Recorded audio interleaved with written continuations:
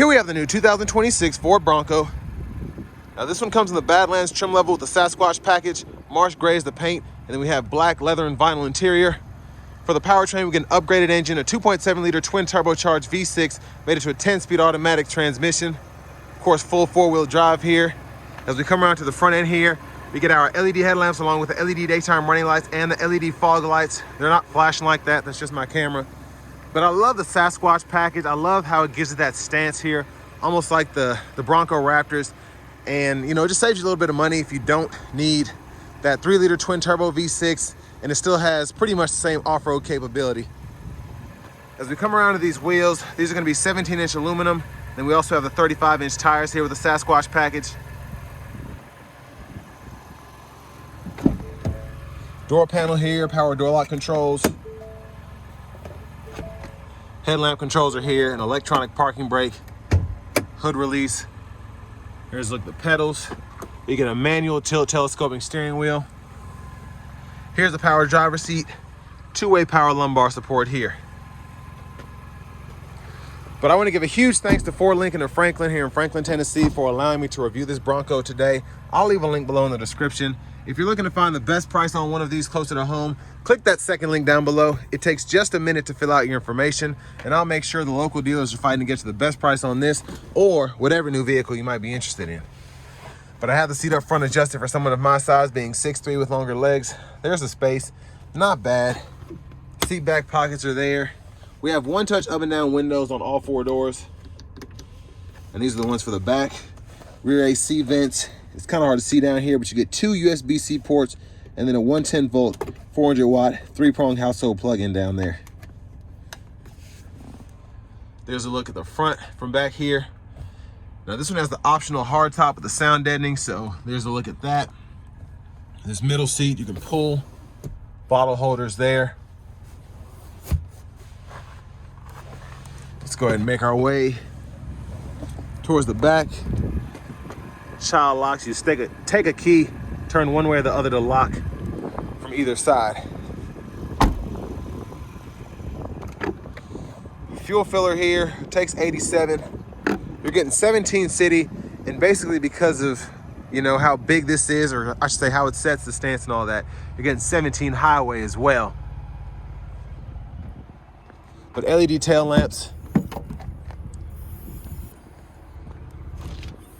And there's a look at the cargo space. Top tethers for the car seats are integrated on the back of the seats themselves. You get a 12-volt over here. LED lights on both sides and the back. And then lift this up here. And there's your jack if you need to get that for whatever reason. And I also like you get a side pocket over here as well. That's nice to have there.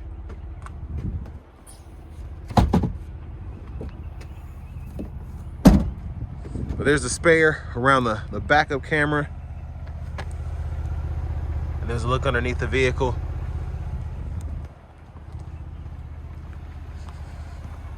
Rear passenger side. There's a look at that.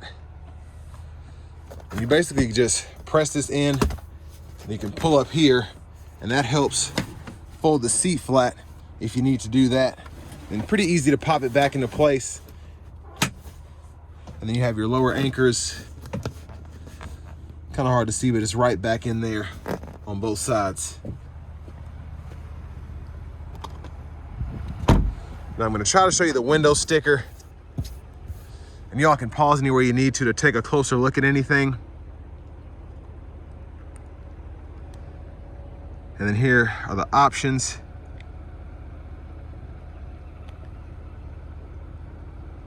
$71,060 for the MSRP. And if you're curious about the parts content, I will say this is majority US Canadian, which you don't really see much anymore, so might be why the price is relatively steep. But there's the power front passenger seat, 2-way power lumbar support. Love the trim here, lockable glove compartment.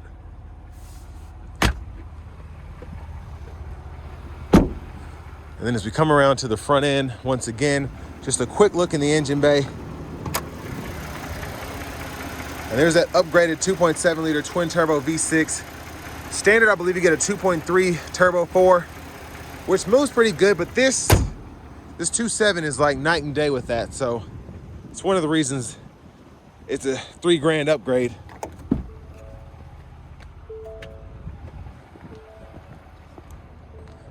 There's a look at the blinkers.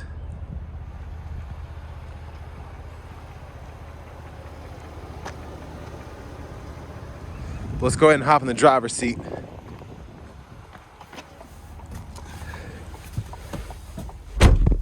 So really nice leather wrap steering wheel here. That feels very nice, looks very nice. You can kind of tell it's not ActiveX just by the material. There's the horn. Up here, you get 2 USB-C charge ports. And then over here, we have the stability bar. You can disconnect there, front differential lock, rear differential lock. And then here we have the trail turn assist, and then the traction control and the hazards there. Now down here to the screen itself, AM, FM, XM radio, Bluetooth audio. We also get our wireless CarPlay, Android Auto compatibility. You have YouTube access as well if you want to use that. Navigation screen. To get full access to the system, you do have to have a subscription for that. Your settings here, if you go to your general settings, you can change your language. And then your units of measurement down below there. Whether you want to do US or metric, you can kind of set them out individually, which I like. And then your features, so your driver assistance. With this package, you do get cruise control, so you can go, or adaptive cruise control, excuse me, so you can toggle between adaptive and normal right there.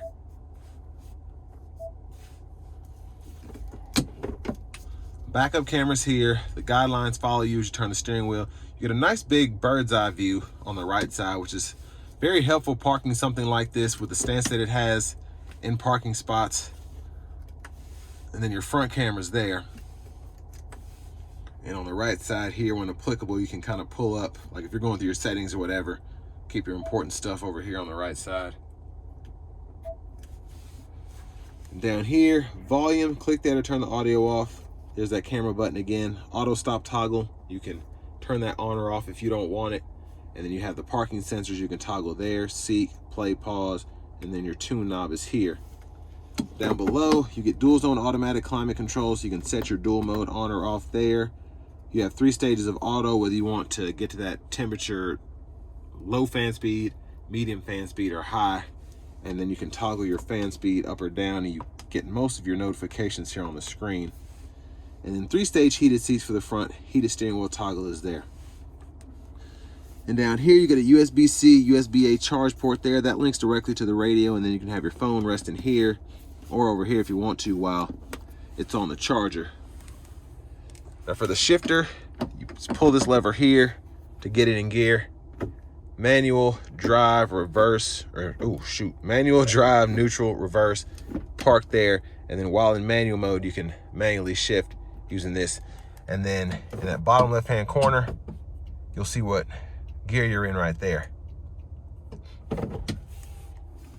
Now you have full 4-wheel drive, so 4-wheel automatic, high, low, 2-wheel, and then this is the Trail 1 pedal drive. You can toggle that there. But your drive modes are normal, slippery, eco, sport, and then you have your off-road, your Baja, and then your rock crawl there. Now here are the controls for the windows for the front. All those are one touch up and down. Again, rear window lockouts here, and then your power mirror controls are here. So pick left side or right side. You can adjust the glass, and you can actually turn it off by pressing the one that was on. That way you're not accidentally hitting the button for whatever reason. Center console cubby space is dark in there, but there are 2 USB-C ports and a 12-volt in there. There's a look at the back seat from up here. And then up here, your aux switches, LED reading lights throughout, vanity mirror. And back up front, left side stalk, blinkers, high beams, and then we have the intermittent wipers there, rear wiper, and then pull either way for that rear fluid, and then just press the button in on the side for the front fluid. We do get a B&O sound system, and you can tell because you've got that little circle there that says B&O. Let me see if I can zoom in so you can see it better. Well, there's that. That's how you can, again, tell if you've got that system in the Bronco. Left side of the steering wheel, cruise control, you can turn that on or off there, then set your speed, cancel, resume, adjust the gap for the adaptive cruise, and then your lane keeping system, you can toggle that there. Volume down, volume up. And then this right side, trackless radio station presets, Bluetooth, voice recognition, and then all this here goes through the middle part of the gauge cluster. So you can see your fuel economy. If you want to pull that up, you can also see the tire pressure monitors, off-road status, all of that. So there's quite a bit here if you want it. Push button start. Finally, here is the key fob with remote start. But next, let's go ahead and take this 2026 Bronco Badlands Sasquatch out on the road for a test drive. So starting the test drive in this Bronco Badlands with the Sasquatch package, this thing rides like it has a Sasquatch package on it, but I love how it doesn't feel like it has the lift. It doesn't feel like it has 35-inch tires on it. You can feel that there's a difference between the standard Bronco, but it almost just feels it just feels more aggressive. It's still easy to handle, like it'll still drive in a straight line down the road. It's just an awesome vehicle, and I think the Sasquatch package in particular just gives you that nice feel of being able to conquer anything. You know, if the regular Bronco gives you 98%, then the Sasquatch package allows you to do about 100% of what you'd be wanting to do with this. And it's just, it's a lot of fun. And it's just very aggressive, which I like.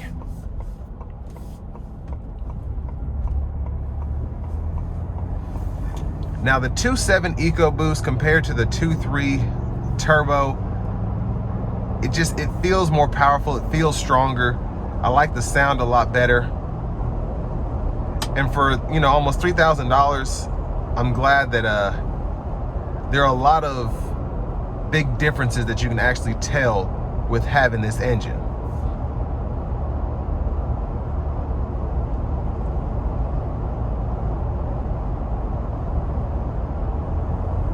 Now I have the vehicle in eco mode, and I really can't even tell because the engine's so strong. Just pulling it out of a corner with the eco mode on, it's not like I feel, I guess, a drawback compared to the normal mode. It's a bit more efficient, but it's not like it doesn't make sense. And that's something that's very hard to accomplish with eco modes in general. So Ford does a pretty good job with theirs, specifically with this 2.7 EcoBoost. It just feels more natural. You go up to the twin turbo V6 and you know, you can feel that kind of holding you back a bit more, but here it just feels like almost like a comfort mode, if that makes sense. But now I'm going to put it into the normal mode, and we're going to see how that differs.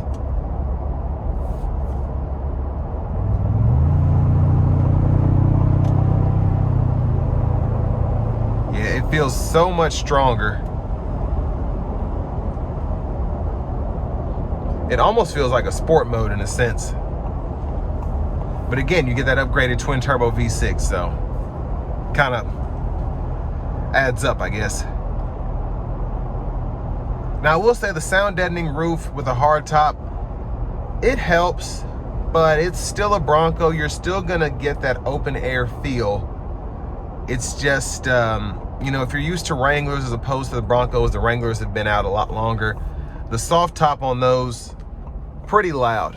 This hard top isn't loud, but you can still hear what's going on outside, especially as you get up to speed.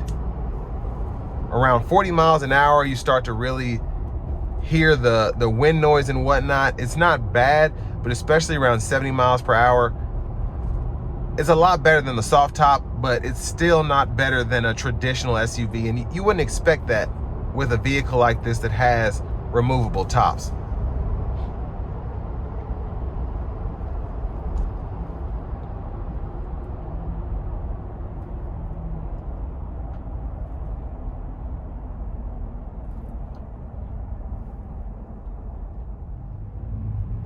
Now, as for the layout of the Bronco, I love how all of my important off-road buttons are up here, even the hazards and the traction control.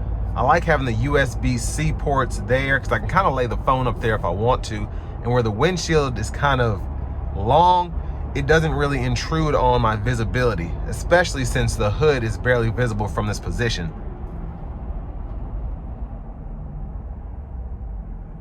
And then the digital gauge cluster, really nice to have, and then being able to just kind of change the view at any given point, the off-road status, the tire pressure monitors, just whatever I might need based on whether I'm going off-roading or whether just driving around town going to work. All the important stuff is right here.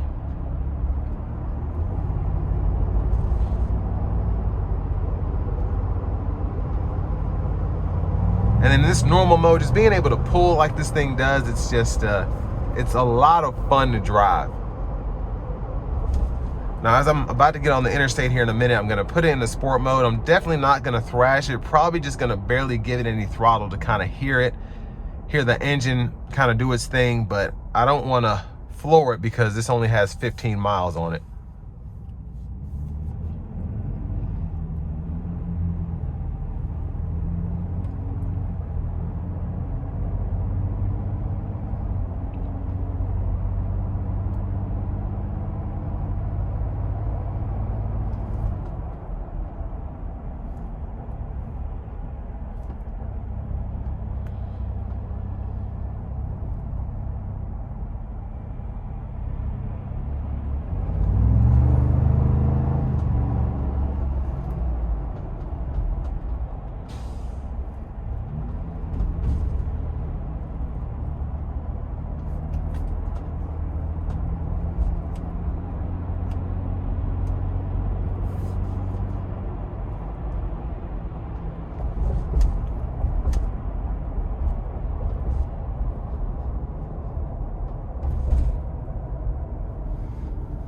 Here we go.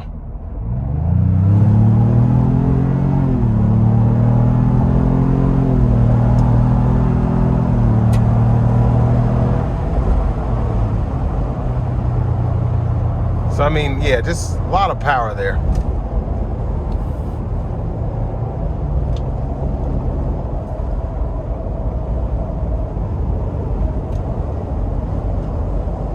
Now I want to give one more big thanks to Ford Lincoln of Franklin for allowing me to review this Bronco today. I'll leave a link below in the description.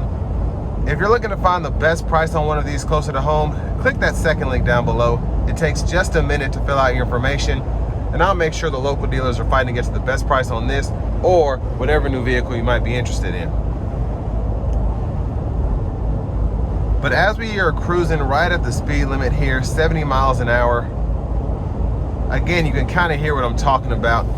It's not nearly as loud as the soft top, so it definitely helps, but you can still hear, it's not like being in a traditional SUV. But if you're getting one of these, that's probably not gonna be an issue for you. But again, I just like to point that out because it's not gonna be something that just fixes all your problems.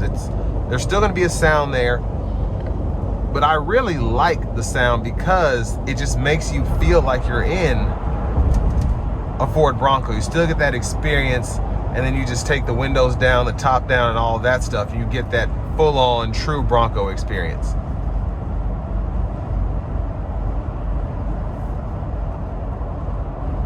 But in terms of just having a really nice vehicle, you know, for the $71,000 price point, you get the twin turbo V6, you get this 10-speed automatic, you get the heated seats, heated steering wheel, dual zone climate controls, the Sasquatch package.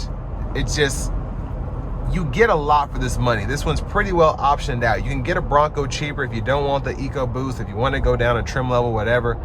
But I just recommend doing this and being happy with what you have, because it's a lot of vehicle without going up to six figures getting a Bronco Raptor. And all that being said, this will bring me to the end of my review of this 2026 Bronco Badlands Sasquatch.